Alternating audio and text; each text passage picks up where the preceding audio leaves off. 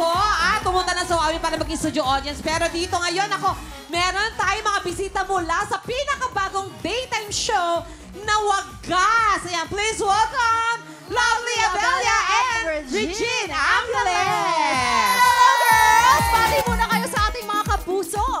Yes! Welcome to Kapuso! Welcome ang sarili. Welcome, Regine! Welcome sa'yo. Welcome! Kapuso ka na! I know! First time ko dito. Thank you very much. At Lovely. At syempre muli po, magandang hapon po sa inyong lahat, mga kapuso. Ayan, Eto, di ba dati kasi yung sa GMA News TV lang na napapanood yung Wagas. Ngayon, mapapanood na ito sa GMA. Ano ba ang bago sa Wagas? Ang bago sa Wagas, magiging daily na ito kung dati once a week lang yun. Ay, bongga. Wow, dati once a week, ngayon daily na. Yes! Wow. At syempre, mas malalim at mas malinguat ang mga love story kasi month-long per story. Ay! Gusto ko yun. Gusto mo Matinding hugutan talaga yan, Tama. di ba? Oo nga. Eto, ano na ang time slot nito ngayon? Ang time slot nito ay Lunes hanggang Biyernes bago po yan mag-eat Bulaga. Yes! Kaya ito magsisimula, Regine. Syempre, simula na to September 2. So, sa Monday na po ito. Lunes na!